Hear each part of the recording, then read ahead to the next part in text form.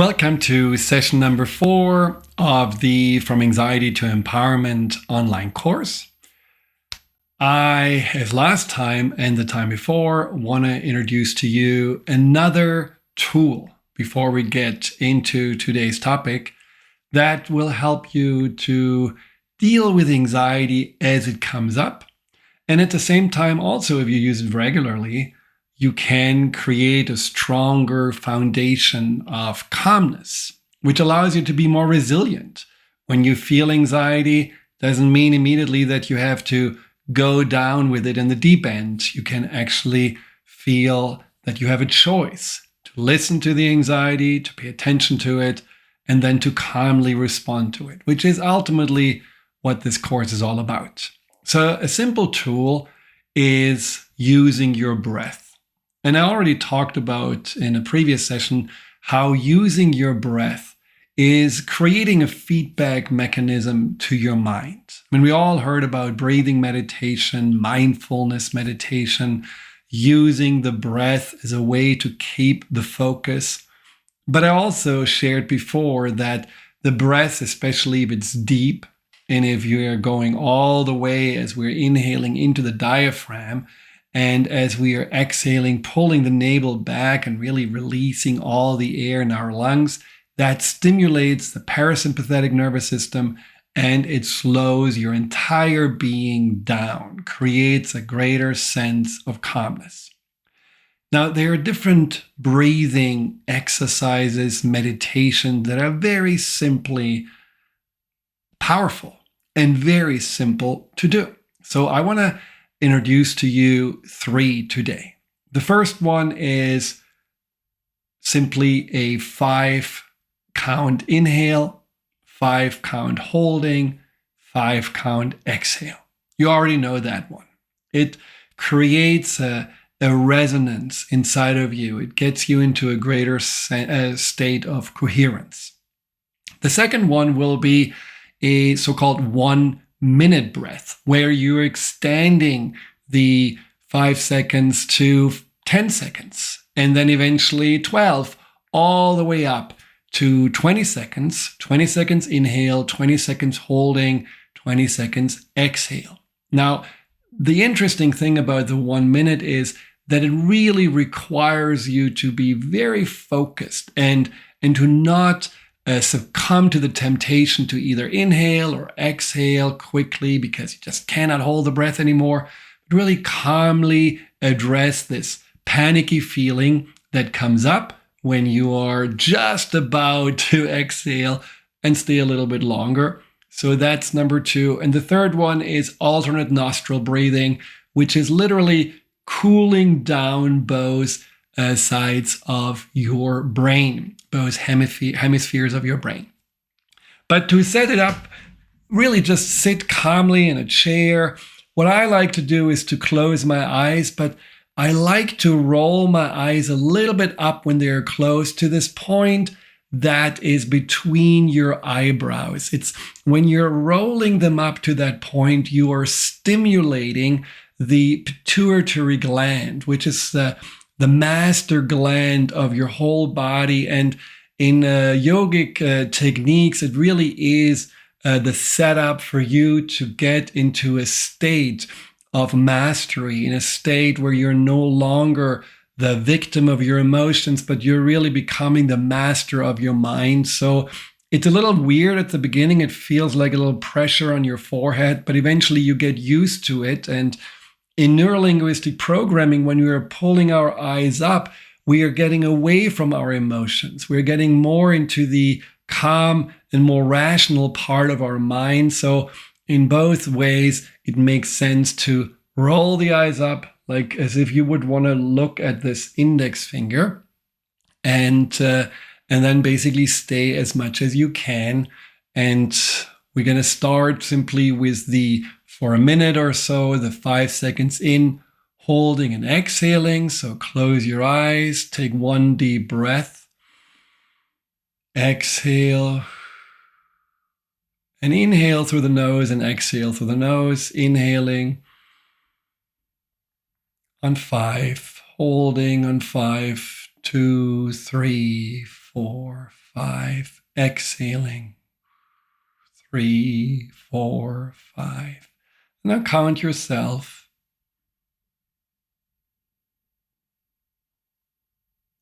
Holding. Exhaling.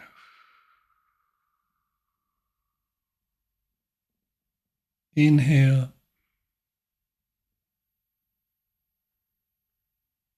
Hold. Exhale.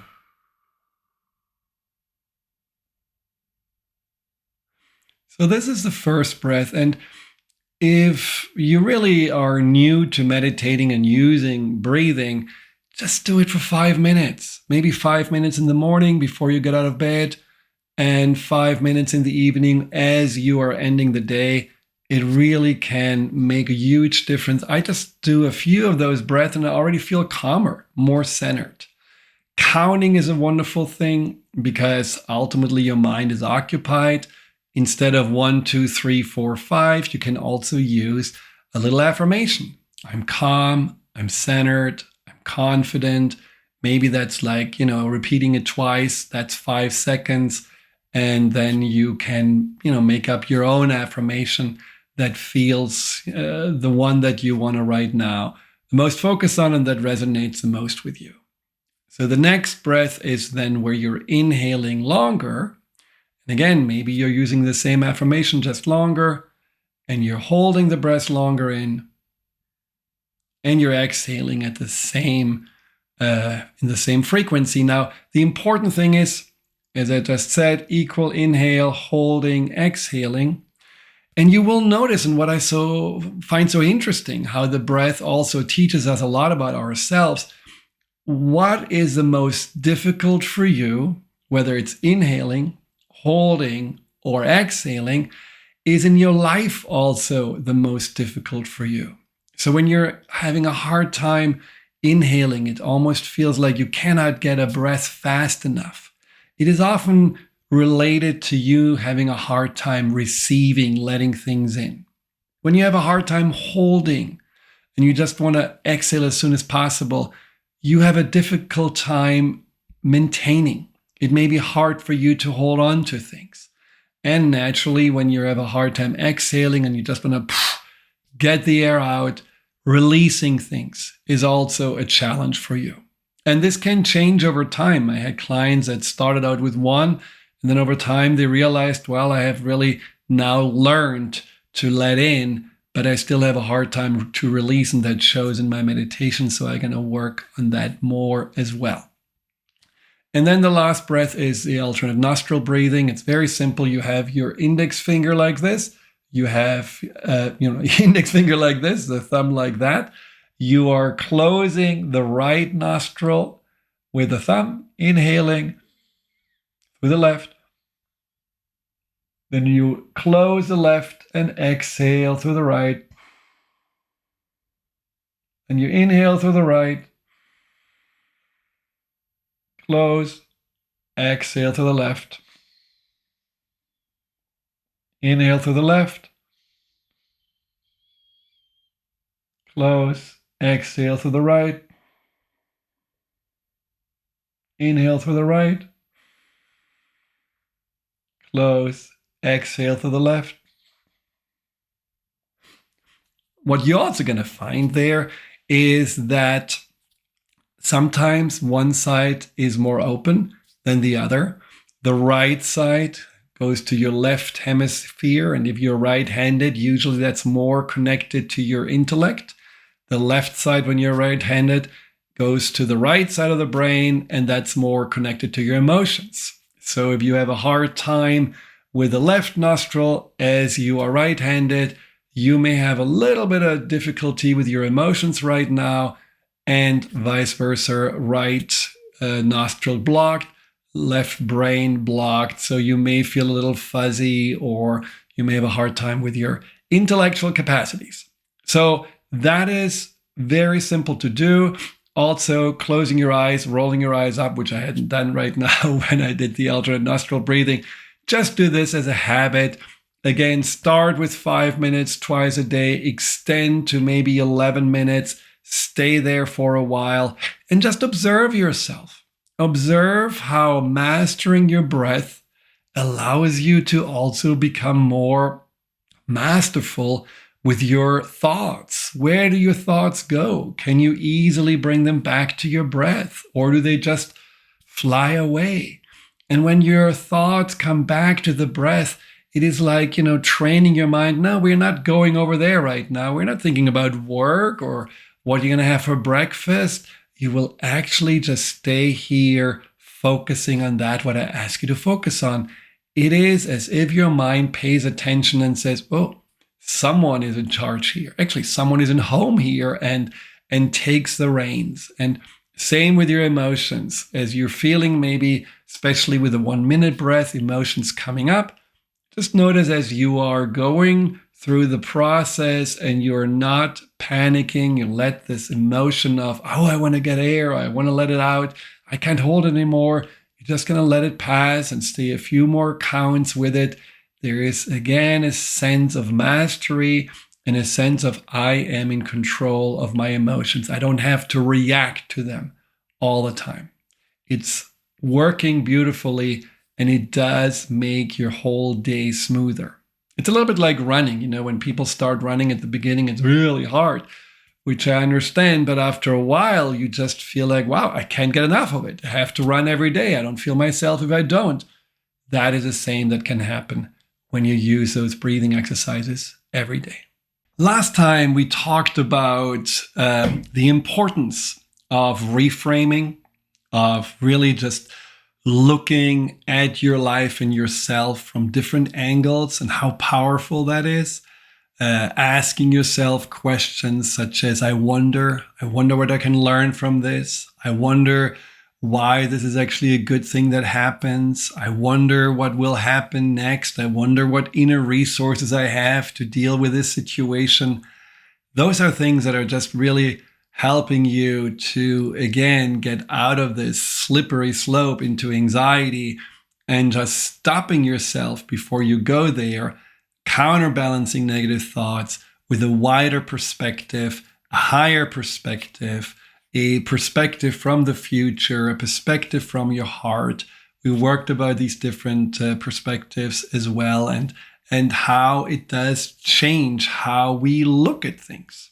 In the end, it's all up to us. We are the creators of our reality because we choose from which vantage point we want to look at this. Is the vantage point one that makes us feel small, just like a child who is powerless and doesn't know what to do in those situations that seem challenging? Or are we looking from the perspective of the adult who has choices and can also ask for help? Then we talked about integration of the two sides that are the most struggling with each other. The side that is trying to protect you with anxiety, maybe avoidance or pleasing or controlling the situations, just wanting to make sure you're okay. That's a side of you that early on in life has learned that this is its job for us to survive. And the other side that wants to expand, that wants to go out there and just enjoy life more, live with greater purpose.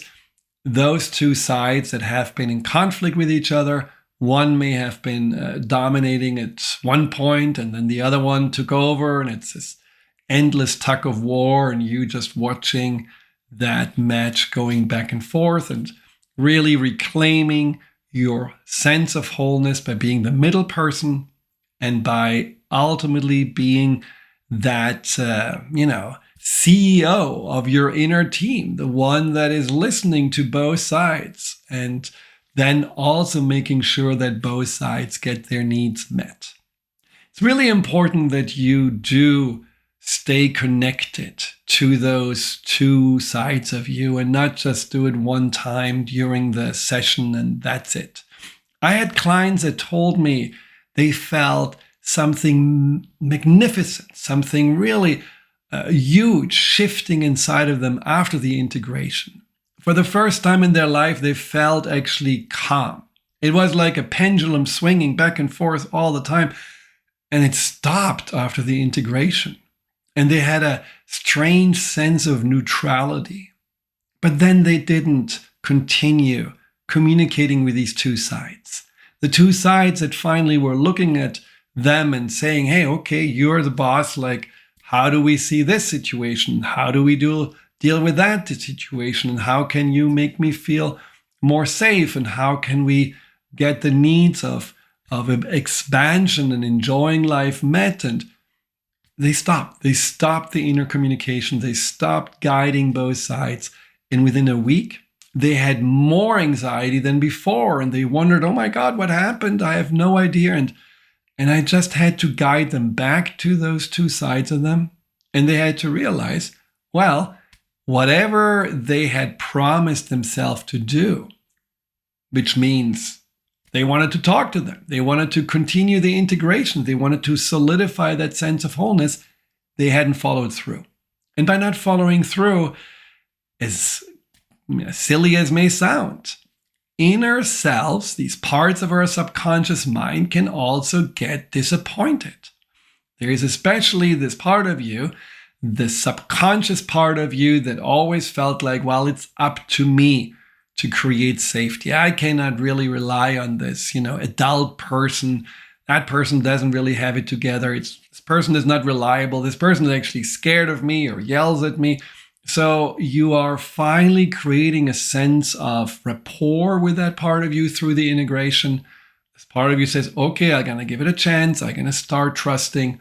And then you don't follow through. That means there is again a sense, maybe similar to your childhood, of abandonment, neglect, simply ignoring the needs of that part of you. And then it just curls up more and reinforces its efforts to, on its own, become your super nanny, your protector, your, guard on the watchtower looking for danger.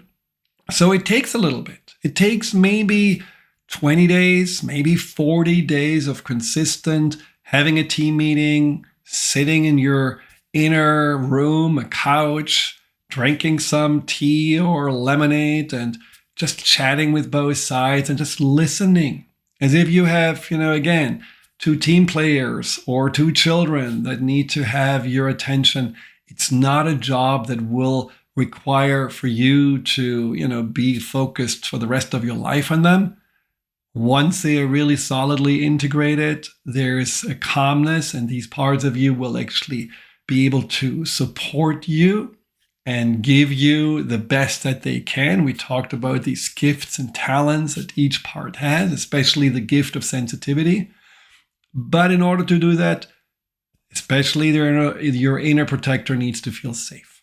So take your time with all the homework. There is no rush. This is not meant to be a quick Band-Aid. This is a deep, profound healing that you want to create, and you want to ultimately feel that once and for all, you have overcome your anxiety by healing the inner subconscious root causes. And that fragmentation that we worked on last time is one of them. And today, we're going to work on the second one, which is the emotional baggage. Now, the part of you that is scared and worried, obviously, it comes from somewhere. It has learned at some point that it is really important to keep you safe. And that is usually something that happened in the past. I remember when I was little and I was a happy-go-lucky child, there were these moments where this illusion of everything is fine, and maybe there are going to be some unicorn around the corner, and there are certainly invisible fairies that are always there for me, when this illusion got burst like a bubble. And that was usually when my parents were fighting, or I was, all of a sudden criticized for not having good grades. There were moments where the sense of I'm completely free and life is good and I can preserve my innocence disappeared. And for you, that may have been similarly. Maybe when your parents got divorced, or when Some kids in school started to bully you, or maybe when someone died and you couldn't understand what that means. So, what we're going to work on today is finding this root cause in the past, this significant emotional event, and then realizing that from that event on, there were certain anxiety patterns that repeated them over and over again. So let's say in my case, there was this vigilance, always having to look out that I'm going to be the good boy who doesn't do anything wrong and doesn't upset the parents so that they don't criticize me or that they don't fight with each other. And so I had a strong sensitivity and awareness of how is everyone feeling. And then I tried to make sure that everyone somehow is okay by me either listening to them or by me distracting them or telling them something that I knew would make them happy. It was a big job, but that is the anxiety pattern of the peacemaker and the pleaser that I repeated over and over again until I realized it's not really working for me anymore because it drains me and it does never really make me feel less anxious. It's a momentary relief, but it doesn't last very long. And for you, it may have been this moment where you really felt scared and you were hiding out maybe in your room. They were screaming and yelling downstairs and you just read a book or you had your fingers in your ears or you crawled into your wardrobe because the world did not feel safe. And since ever then, you decided that it's better for you just to hide out and be invisible and not be seen because it just does not feel good to be seen and potentially become the target of someone who may attack you. And since ever then you feel a little tense and contracted, and again, you may use your sensitivity to watch for danger, to watch for people's mood, not to please them or appease them, but to get away from them. Or you may have been the person early on in your life where you felt that the best way to go through life is to do it on your own, to not rely on anyone because no one could be trusted. Maybe one of the parents left. Maybe your siblings were just completely without any interest to you. They didn't really take care of you. Maybe your best friends stopped talking to you and your grandparents died. I mean, sounds like a terrible and sad story, but let's say you learned early in life that in order for you to get somewhere, to get out of where you came from and somewhere better, you have to basically focus on yourself. And then you became someone who was really diligently working in school to get good grades, to eventually get to college, get a good job, and finally not be stuck in that world that seemed so small and limiting and also scary. But the anxiety was always there because the anxiety made you feel you cannot stop. You always have to go to the next level. You always have to reach for the higher goals. You can never really feel secure. Even if you have all the money in the world, it may just be gone in a moment. So keep on working, keep on controlling, keep on achieving. That's the only way to feel safe. Or maybe, and that's another pattern of anxiety, maybe you lost early on someone that you really cared about, someone that was important to you. Maybe your dad left you and just started another family somewhere else. And you were before this, star in his eyes, the most precious thing in his world. And then all of a sudden, he forgets about you. He doesn't visit you anymore. He has more kids with a second family, and you feel completely abandoned. And since ever then, you question your lovability. And since ever then, you are thirsty for someone to love you, for someone to commit to you. And you're picking always subconsciously partners that can't. It is as if you're picking the same type as the person that hurt you before. The ones that are not really super reliable, the ones that are not really 100% willing to stay with you, the ones you're always feeling a little bit unsure about, but then you are clinging on to them. You want those people because those are the ones, the chosen ones, that are going to make you finally feel safe and complete. And then you are in that constant anxiety. What if this relationship doesn't work out? What if this person is changing their mind? What if they are actually not trustworthy and are cheating on me behind my back? And so that's another anxiety pattern that continues over and over again because there was a core wound. And of course, there is also the wound of abuse, the wound of something really dramatic and shocking happening, trauma that you haven't fully dealt with. I would suggest to you to not necessarily today go there to the most traumatic, to the most painful memory, because if you do, you may have a part of your mind just feeling too overwhelmed to go there. I would actually suggest to you, if it's something really, really overwhelming that happened in your life that you still barely can wrap your mind around or talk about, or if there is something in your past that you don't really know for sure happened, or you don't really know for sure what happened. Sometimes that can be when people get very early on, especially sexually abused, and there's just a sense of something really horrible occurred, but they don't have a conscious recollection.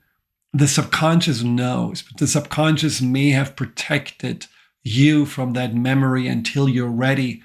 And those are the cases where it's better to work with someone. You can work with me or somebody else who is trained in helping you to gently and without re-traumatizing the trauma, approach these memories and subjects and resolve them without you having to go through them again. On your own, that can be a little tricky. So pick more something that the subconscious brings up for you that is still having a big impact on you, but it is not something that immediately makes you feel you're going into a panic.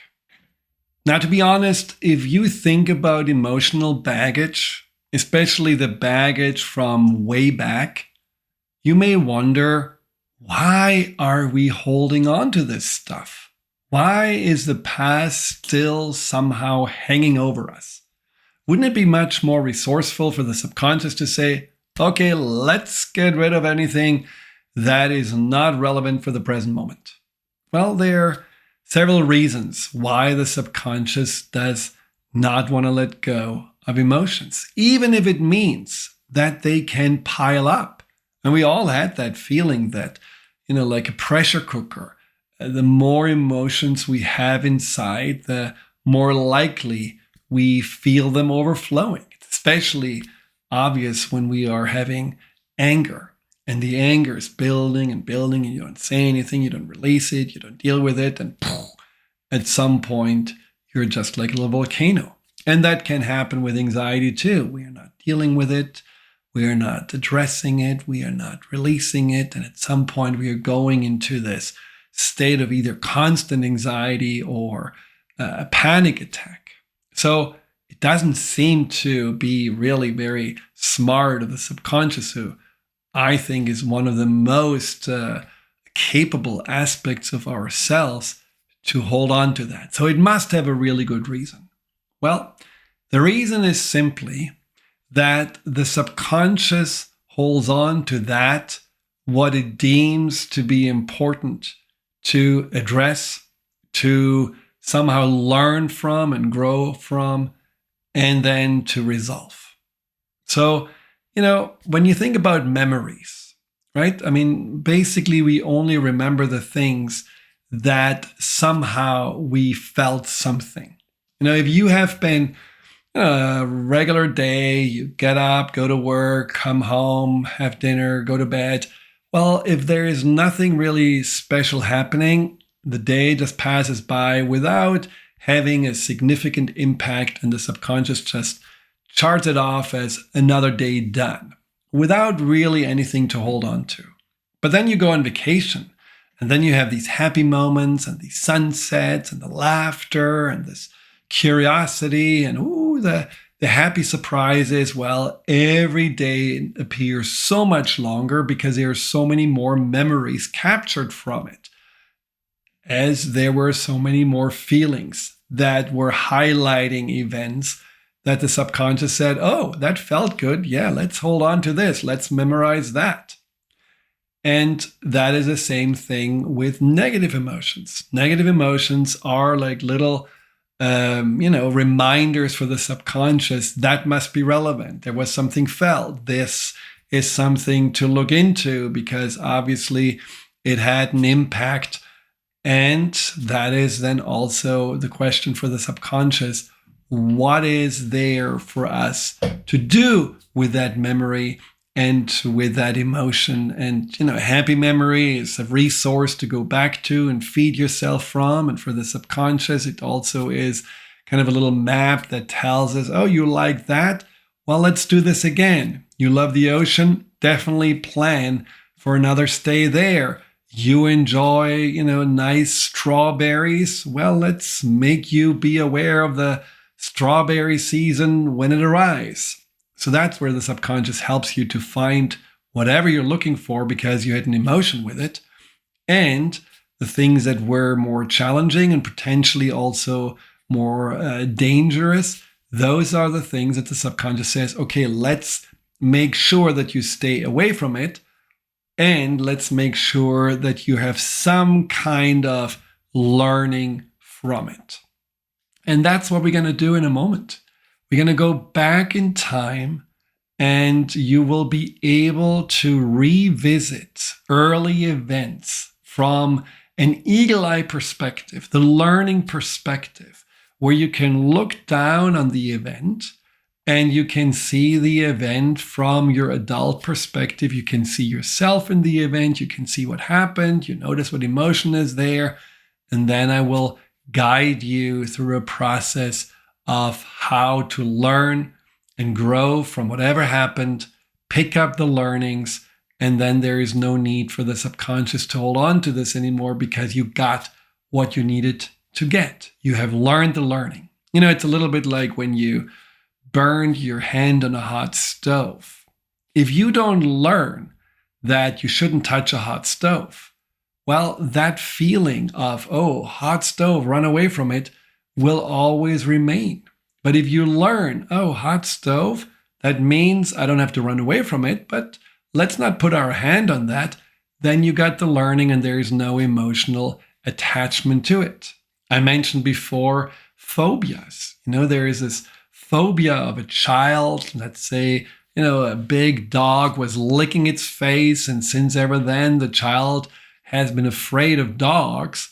Well, by looking back on what actually happened and that this was a friendly gesture and the dog was actually doing this because it cared about this person, there is the learning of dogs don't have to be scary. Dogs don't have to be something to be away of, to stay away from. Dogs can also be seen as friends. And that shift can happen in an instant as a subconscious sees everything in this new perspective, in this new context. See, context is ultimately everything, right? How we see the world is changing by its context. So I often talk about, the context of you feeling upset because someone missed your birthday and you're really feeling, hurt and you're feeling ignored and you want to, really call out this friend for how dare they to not reach out on your special day. And then you talk to the friend and right away the friend apologizes and say, I was in an accident. Sorry, I had to go to the hospital and they stitched me up. Everything is fine. And the context has completely changed from you feeling offended to you being a good friend who has empathy and concern for your friend, and there is no longer that hurt. It has completely moved out of your system. Or as an example of going back into the past, as we do now, you may see you being small, being bullied as a child, and really, feeling like these other kids were so mean, and you can understand how they could do this to you, and you can see yourself being scared and really not liking school at all anymore, dreading to go there every day. And now you can see how little all of you were, and how those kids that were bullying you were also just really small little beings that probably were also hurt or abused in their own homes, maybe by their parents or by their siblings, and that they were acting out because they were feeling like the victims in their home environment. And you can have compassion for both. You can realize that it doesn't define you, what they did to you, just as it doesn't really define them, because they were too little to really make conscious choices. But what you can see is that what defined you is that you didn't follow into their footsteps. You didn't fall to the temptation to now also become a bully and just take the power from someone else when you feel powerless, just like they did. No, you rather stayed on that place of don't do harm to anyone. You were committed to your goodness. You were still clear on what is right or wrong, even though it didn't feel great to be bullied. You didn't want to become one yourself. And maybe you became later in life an advocate for the underdogs, and really understand more when people are ignored or abused, that they need someone, an advocate, to stand up for them. And that's what you became. So how this actually positively has affected you also shifts completely the context from you feeling like the victim of the circumstances and always having to now hide out, to you feeling like, wow, I actually really grew way beyond their behavior, and I transformed what happened to me into something positive. And I see clearly that who I am could not be diminished or extinguished. My goodness, my inner self really stayed unharmed. So these are the ways you shift the context, you shift your perspective, and you can see everything differently, and therefore also teach a subconscious that there is no longer any need to hold on to the emotion and all those patterns of self-defense that happened after that, and that on many levels that were still holding you back up to now. So we'll go in a moment to find your timeline. And the process, the pattern resolution process, is based on timeline therapy, which was found by Dr. Tad James. It's a beautiful method, and it basically gets you into a light trance. Don't think that you have to be zonked out and drool runs down your mouth. No, you're very aware of what happens, but you're letting go of any judgment, or you're letting go of the thought, oh, I'm doing it right. Am I doing it wrong? Oh, it's not working. You just let your subconscious do the work. Just like when you're reading a book or watching a movie, you simply know that your subconscious is translating the words and the images into stories. And that's similar to that when I guide you now back to your timeline and then back to this early event. And then you go to this learning place, this eagle eye perspective, and all the things that come after. Just stay with it, visualize it, feel it, know your subconscious does the work, and you can always repeat it. The first time it may feel not as smooth, you may get a little distracted, but the second and third time as you do it will be easier and easier, and it will get more and more proficient. Subconscious learns you, or understands that you are now speaking its language. This whole process is based on the language of the subconscious mind, which is, again, visualizations, emotions, sensations. It's all internal work. And so let your subconscious just realize, oh, they're getting better and better in speaking the language, and the communication gets more smoothly. And in the future, you can go back to the same event. You can go back to other events. You may not feel like you have to go back at all. You'll see. So get ready, get to a comfortable place. Maybe you have a little notebook next to you so that you can write your insights afterwards. Just when you come back, you can stop and write down what you saw and what you want to remember. So let's get started. So ideally, you want to lay down or sit in a comfortable chair. Put your hands next to your body or onto your lap. Close your eyes. And just let's take a few nice breaths in and out. Letting your belly expand as you're inhaling. And fall back inside as you're exhaling.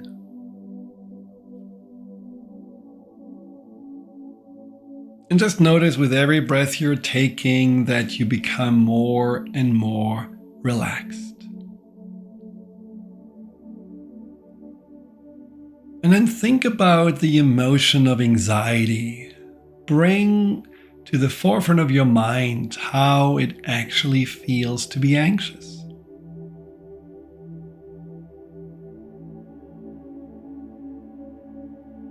So that your subconscious knows, oh, this is what we're going to work on. This is what we are aiming for. Think about also an event in the past when you felt anxious. It doesn't have to be way back, but any event that comes to your mind right now.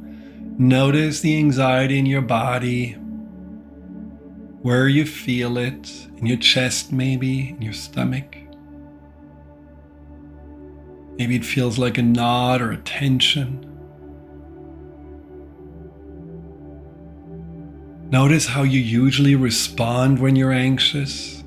You know, how you get maybe vigilant, fidgety, or maybe you get really contracted, or maybe you want to run away. Maybe you feel paralyzed, or you feel the need to immediately look for what you can do to appease others or make sure that they're okay with you.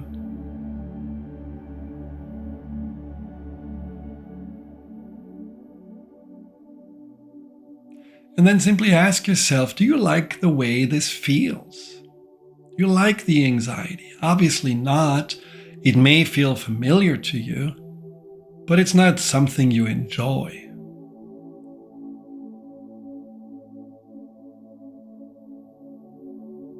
And also ask yourself whether it wouldn't be wonderful to no longer have to go into these automatic self-defense reactions. And if you couldn't benefit more from having a calm response, having a choice in how you want to respond.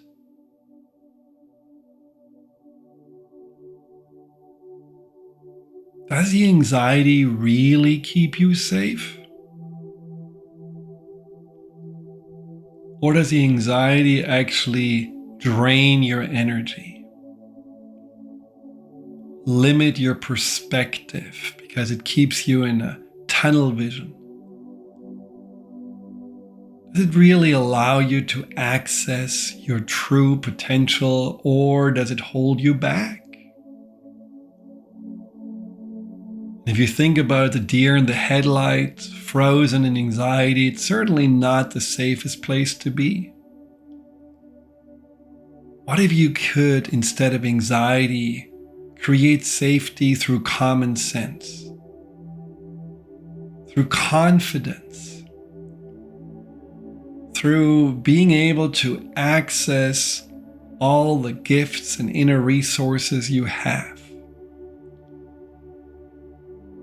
What if your experience in life and everything that you have been learning and continue to learn is the real reason and the real way for you to stay safe? Then you wouldn't have to hold on to all this old anxiety because you would have learned from the past. like a library. You would have studied, would have grown, would have mastered the past, and now have new choices to move forward into the now and into the future. And that is what I would like you just to intend. I want to learn from the past and release all this emotional baggage that I had been carrying around for such a long time, that has been weighing me down. I want to be free from those constraints. I want to lift those filters from my subconscious so that I can see myself and the world with greater clarity through the eyes of a mature adult.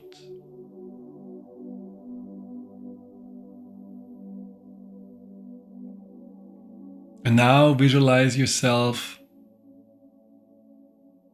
standing in front of a big door. In fact, you are looking at that door right now. And that door has your name on it. And I would like you just to call your name in your mind, and the door opens up. And you're able to go inside a room. A room that is beautifully lit, feels warm, safe, and somewhat familiar to you. And in the middle of that room, there is a round pool filled with warm, soft water. A pool that draws you in, and you can just now go gently into this healing pool. Dip your toes in there and you feel already so much more relaxed. As you're walking into this pool and the water is rising to your calves and knees and all the way to your belly button, and then you can lean back. Let yourself fall gently into this water and feel safely immersed in it.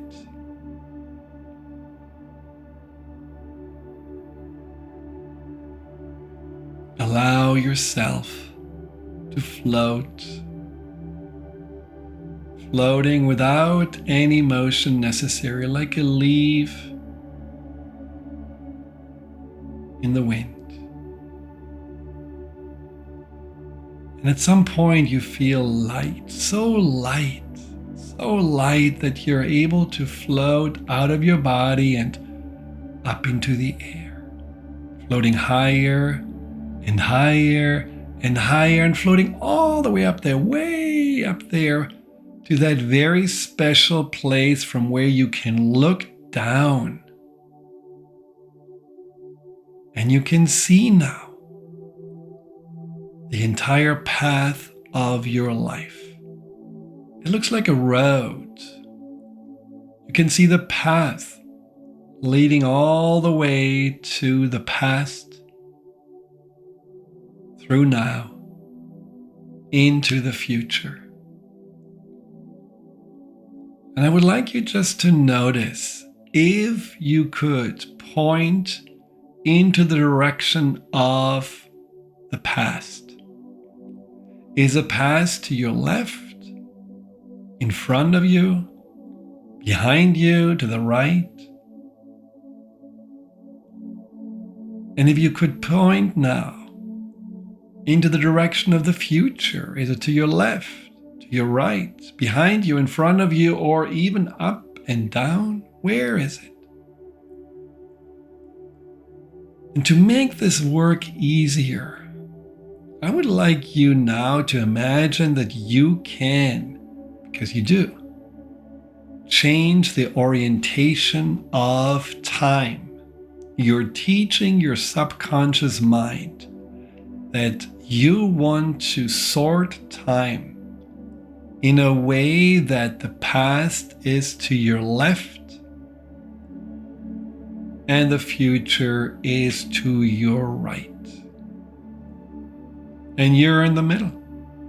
It is like you see the horizon, you see it all, you see the past moving from the left, you see the future going to the right. So you want to turn in whatever direction you need.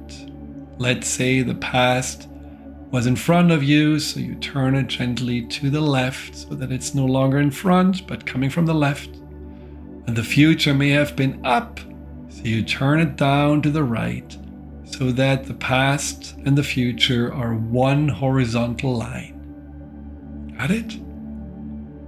Perfect. And you may actually already feel this is quite a difference. There's a different emotion with it when I have it so nicely sorted out. It feels I have a better overview. And maybe you even feel more in control. And then I want you to adjust the brightness.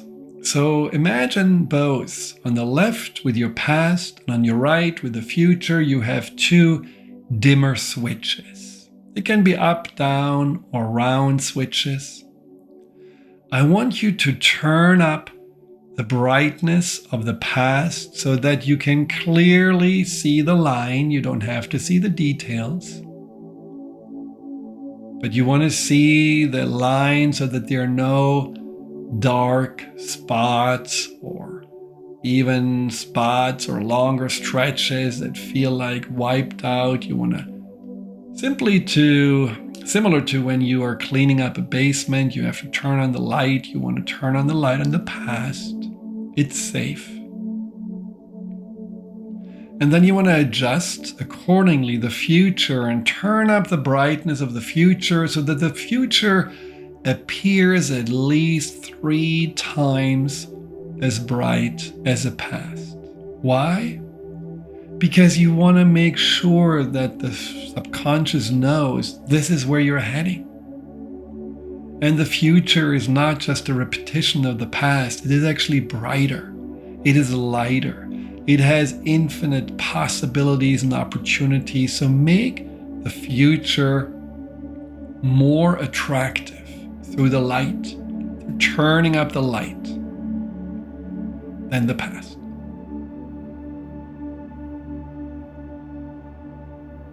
Great. And then look into the past and simply ask your subconscious to take you by your hand and take you back into the earliest event to where you had anxiety, the earliest event after you were born. There may be events that happened earlier in the womb, maybe passed down from the lineage, mother, father, or maybe past life, but that is something you want to address with someone else and not necessarily dabble into it by yourself. So for right now, let's focus on that, what is in this lifetime, and that is early on, ideally before the age of 10, and you feel your subconscious helping you to float back to your left above an event. And if you don't know or feel the subconscious gets you there, you are picking an event that you remember early on, the earliest anxiety event you remember. You may have thought about this event a long time, or it may just spontaneously come up to you. Look down onto the event. Notice the emotions that are in the event. Notice what's going on there. Who else is in the event?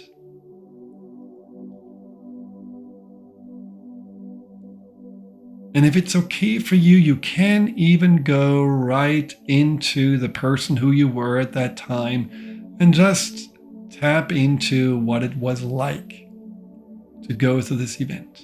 Don't stay long. Just go in there, feel the feelings, get some more additional information. And then come out of the event and go before it happened.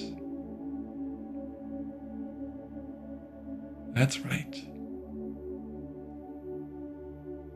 and look down from above, this eagle eye perspective, seeing everything before it ever happened, and asking yourself, what can I learn from this event? What are the learnings if I get them? My subconscious mind can easily let go of the emotion because I got what it has been waiting for me to pick up. And as you're looking down onto the event, simply ask yourself, whatever happened there, was it my fault? Is there anything that I need to hold against myself?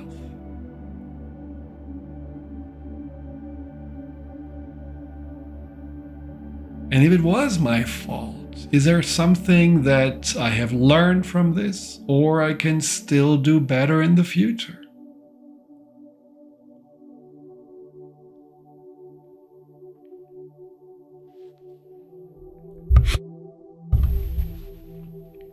But most likely it wasn't your fault. Most likely as you're looking down there, you can see, no, I'm innocent.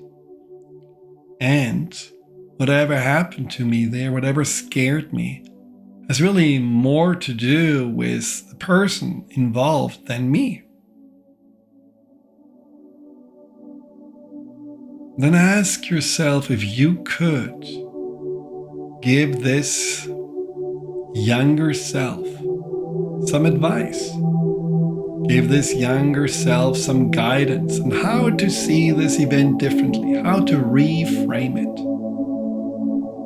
What would you like to tell this younger self?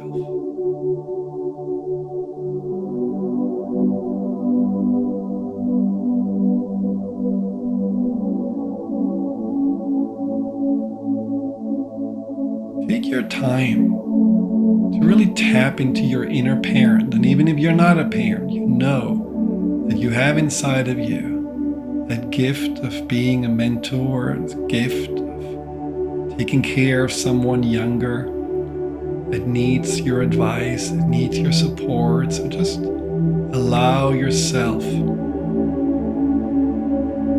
come up with the most kind and compassionate message to this younger self.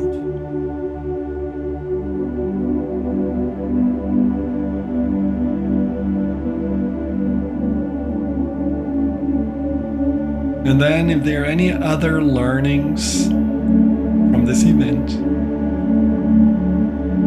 ask if you may have already learned them along the way.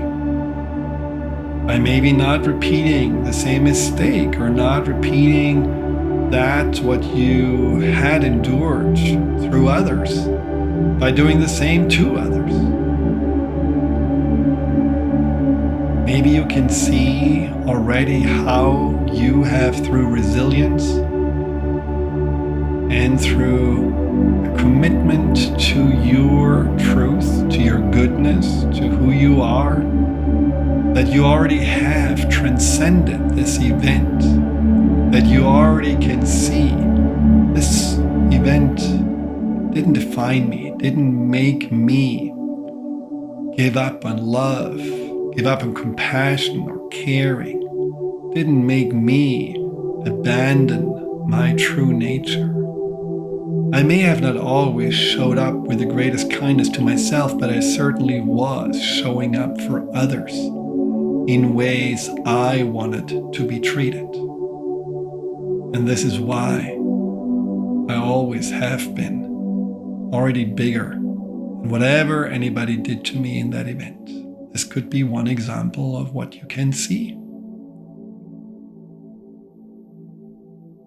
Or maybe you can see how now this event can teach you something and give you a new sense of direction or motivation on how you want to move forward, so that this event does not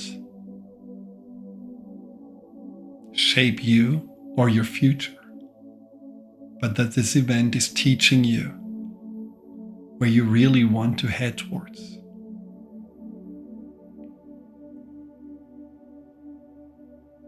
And And then know that there may be more lessons and learnings that come to you in your sleep, maybe in a spontaneous waking moment.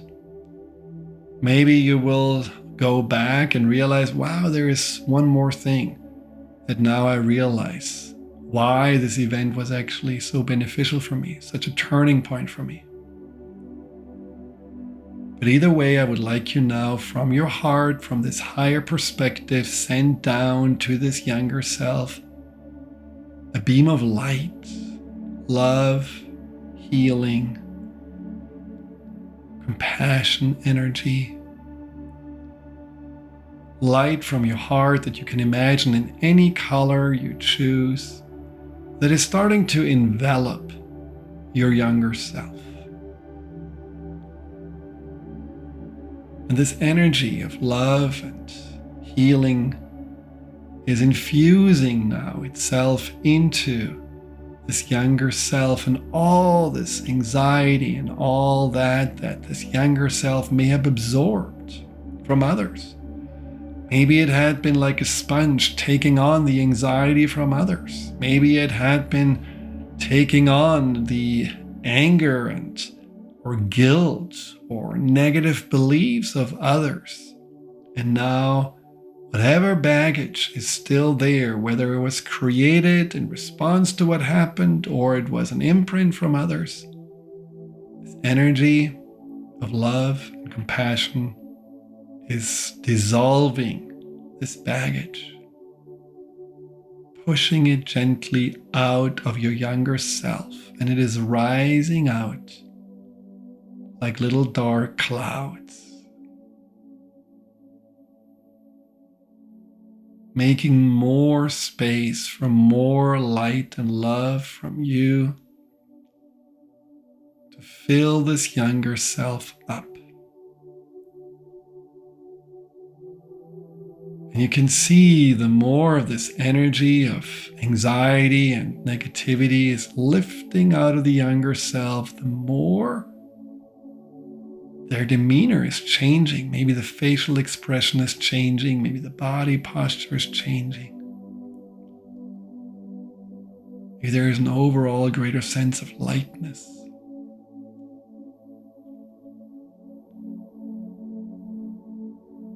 And then go down to this younger self and once again look into this younger self's heart. Whatever message you want to give this younger self, give it now. Hold their hands. And tell them that you're so glad they're here. You're so glad that they have persevered. You're so glad that they are who they are, and they have learned and grown and will continue to learn and grow from whatever happened there. And that from now on, you will be the protector who will take care of this part of you. This part of you has a new home, a new place to exist. It doesn't have to stay stuck in the past anymore.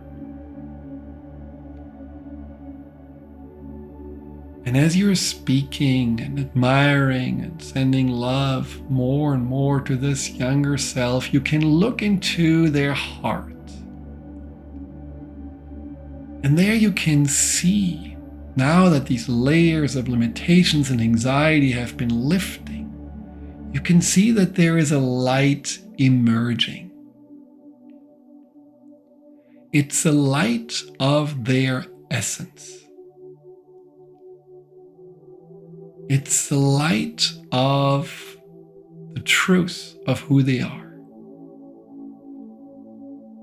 And at the beginning, this light may just feel like a warm shine, but the longer you're looking at this beautiful center energy of this younger self, the more you're realizing, yes, this is who I am. I remember. And then you can see certain qualities in that younger self. You can see maybe qualities you forgot, playfulness, seeing the world with these magical, open minds and hearts. Maybe you can see this unbelievable creativity, this connectedness to all there is. Maybe you can see in this light of this child the goodness of its heart, the overflowing love, the warmth. You can see the innocence of the pure self.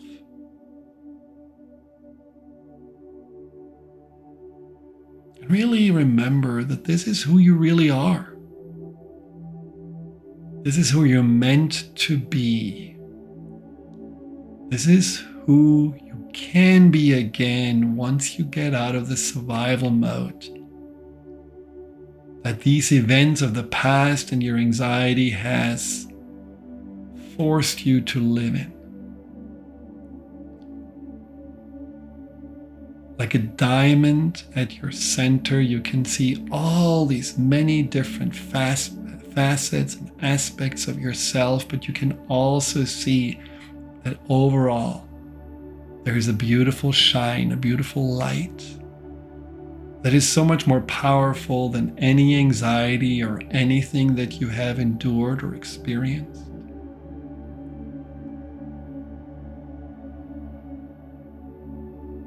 And then bring this part of you into your arms, this child, and ask if they want to come with you to your heart,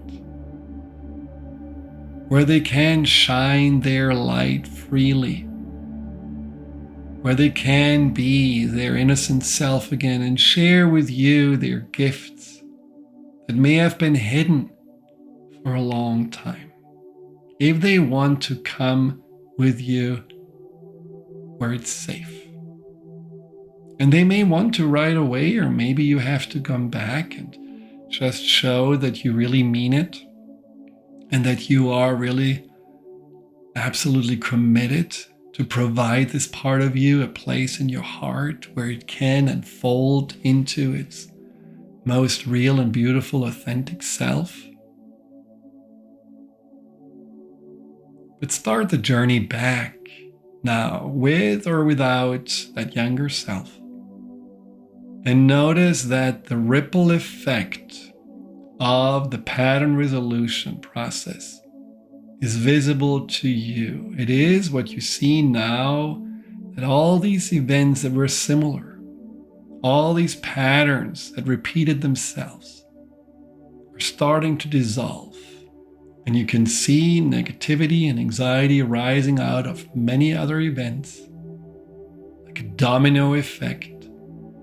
And you can see at the same time your younger self starting to light up like little lights along the path, shifting completely your sense of what happened in the past.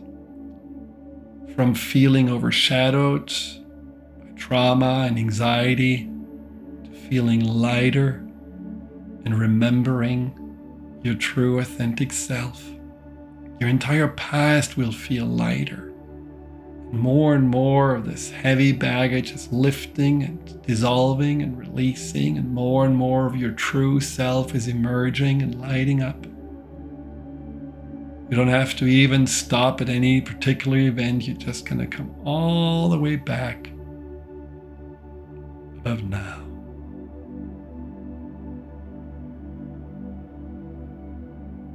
And then you look down on yourself, and maybe you have your younger self with you, and you can see and show to that younger self your heart. And you can see that the light of your essence that you admired in this younger self is also still in your heart. You may have just not seen it. It's like a tea candle holder that has been little just smudged and dirty, and now you can clean it and you can see releasing that soot, releasing those layers of anxiety is also in you, the adult self, bringing forth more and more the authentic light of your truth in whatever form you're seeing it and imagining now. And now bring yourself and this younger self, if they are with you, down into this light of your heart. Just gently approach it, closer and closer. All the way going back into this present moment, anchoring yourself nicely in your heart, in that light.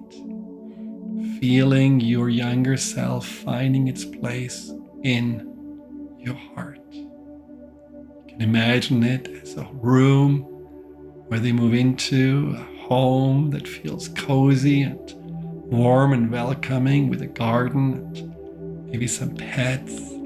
Wherever your younger self will end up in your heart, it's a perfect place. And you being back in your body, in your heart, keep your eyes closed and just feel there is a greater expansiveness. There is a greater lightness. You don't know exactly what happened. You don't know consciously so much what you have learned, but you know. You have instructed your subconscious mind to begin the process of releasing the emotional burdens of the past, to letting go of the chains that held you back and that made you continuously expect the past to repeat itself. You have broken through those chains, and you have showed your subconscious it's easy. You thank your subconscious for holding on to these events and to these emotional charges to alert you that there's still something that needs some healing, something to learn and grow from. Now you're letting your subconscious know that you will come back, do this again, but you also want your subconscious in your dreams. And while you're awake, to just continue the process of releasing all this emotional baggage that is no longer necessary until it's complete. And you will feel every day a little lighter, a little more clear. You will discover that there are thoughts and dreams and aspects of yourself that become more and more in the forefront of your mind. Desires to go to the playground and just sit on a swing and enjoy the feeling of going back and forth. There may be just moments where you realize, I do love watercoloring, or I need to go to the zoo because I always loved watching the lions in there. Whatever it is, just feel this inner self, that innocent, authentic light, shining new avenues for you, new ways for you to engage in the world that you may have forgotten, and now start to remember again. Just allow yourself to see that this is another unfoldment of self that you have put into motion. And then turn to this younger self in your heart, or all the way back, still in the past, and simply reassure this part of you that now you know who they are. You're committed to making them feel seen and safe, and giving them the space to continue to express their truth and share with the world all the gifts they have. And then take a nice deep breath in. Exhale. This again, inhaling, start to wiggle your toes and fingers. Exhale. One last time, maybe you can on the inhale stretch a little bit. And on the exhale, open your eyes. Welcome back. Now, how was that for you to do your first pattern resolution process? I hope you enjoyed it. Again, don't beat yourself up if you didn't feel as connected, because it is a learning process. It is about your subconscious getting used to you taking the reins. But as I said before, the more often you do it, the more you get out of it, and you're going to also enjoy it more. It really is to show that the past is not chiseled in stone. It is more like Play-Doh, and you can change it and you can shift it. And you can, even if you want to, later on, when we are working on new beliefs, change the past by implanting a new belief into your younger self and seeing how, if you had that belief already at that time, the events would have changed. Our past is not, a book that can never be changed. It is really something that is in our hands. And we already do it all the time. We have all our own little version of the past. And when you think about how your siblings or your parents are seeing an event or a vacation or something difficult in the past, completely different, everyone through their own eyes. You could also say there is no real reality and there is no real past. It is just a matter of perspective.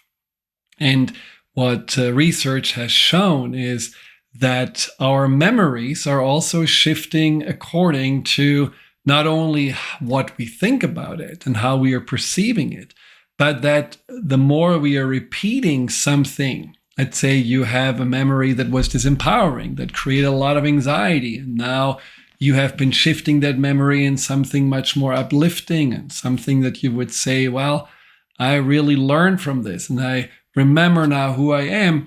The more often you think about this past in this way, in this empowering way, the more your brain will take it as, okay, this is the memory as we want to remember it. This is what we're going to hold on to from now on.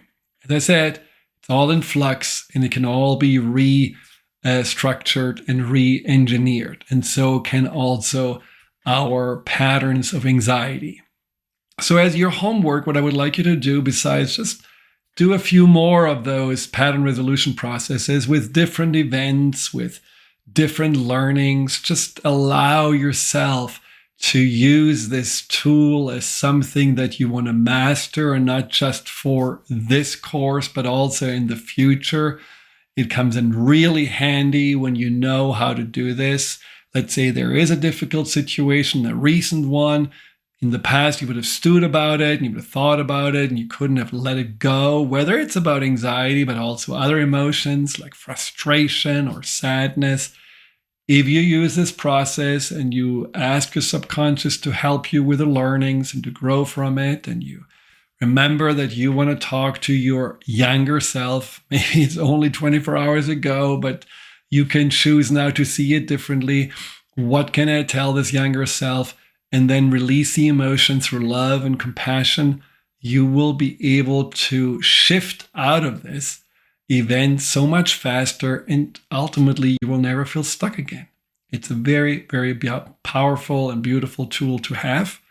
So that is one thing. The second thing I would like you to do as a homework, to write a letter to your younger self and simply explain how you see the past differently, what you have learned from, and how you can also now acknowledge more this authentic truth of your younger self and what you admire and love about it. And the third thing is, in preparation for our next session, go through the limiting belief questionnaire that will help you to identify what are my limiting core beliefs that are still holding me back. You already have probably an idea about this from your negative self-talk collections. I definitely recommend to you to continue to do that, continue to counterbalance every day, continue to also make sure that you're getting more and more flexible and supple with your reframing, and do also the breathing exercises and the other tools I showed you. This is not boot camp because it's not hard and I'm not a drill master, but this is an intensive. And this is for you to get the most out of it because you put the most energy and focus into it. And you will see very soon you're emerging more and more as this empowered self. I promise you, every moment you spend on yourself will pay back magnificently, and you will feel every moment that you spend on yourself that there is one step closer to becoming the person that you hoped you could be, but maybe never dreamt of becoming. There is inside of you an empowered giant that is emerging, someone who is truly in charge of their lives. And already today, you have, as I said before, broken through the chains that kept you stuck in the past, and you have now more freedom to create the now and the future. See you next time.